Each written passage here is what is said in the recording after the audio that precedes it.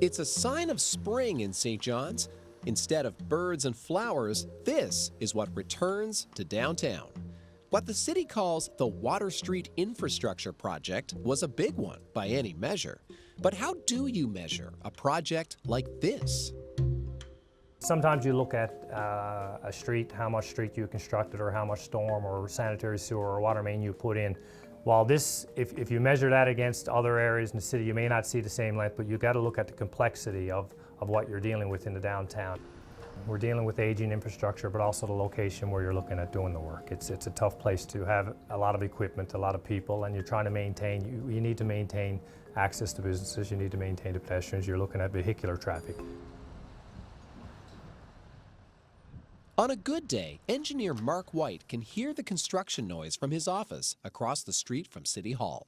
White has worked on the Water Street project since before the first shovel was in the ground, but White picked up where his old boss left off. Before my time here, my supervisor at the time would have been involved with the treatment plant.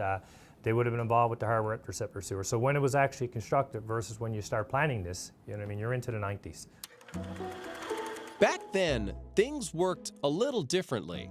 At one time in the downtown area, all the sewer, whether it was rainwater from the street or whether it was you flushing your toilet, it all ended up in the harbor.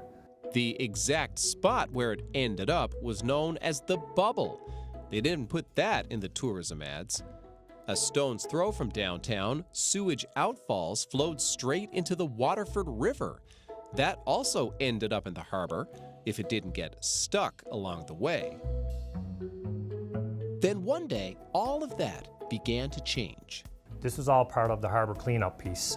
There's a treatment plant on South Side, 2009, that came online. But part of the treatment plant was also to intercept all the outfalls that dumped into the harbor and basically bring that around for treatment. The harbor treatment plant and the harbor interceptor sewer were big steps in cleaning up the city. But in solving one problem, they created another. How do we separate, how do we get the rainwater out of the sewer that's ultimately ending up in the treatment plant, which we're treating, which we do not need to be treating? Treating all that rainwater is a huge waste of money. That's where the Water Street Infrastructure Project comes in. The project did two things at once. First, repair and replace the existing pipes, some of which were so old they were made of brick. Second, separate the wastewater from the rainwater. See the pipes on the back of that truck? The smaller green ones will carry wastewater to the treatment plant. The bigger gray ones will carry rainwater and snowmelt safely out to sea. Sounds like you're talking about a series of dominoes that really all need to be laid out and laid out in a very specific order for them to fall the way we need them to. Absolutely. We start from the bottom. So the big piece here was the treatment plant and the harbor interceptor sewer. Now we're tying into that. So then as we make our way up, when we're separating, we're seeing the benefits of not having to treat the stormwater immediately. It took decades of planning, years of construction. But a city that just 20 years ago had a harbor bubble will soon have a modern water treatment system in its centuries-old downtown. Most of us will never think about that when we brush our teeth and flush the toilet. But Mark White will.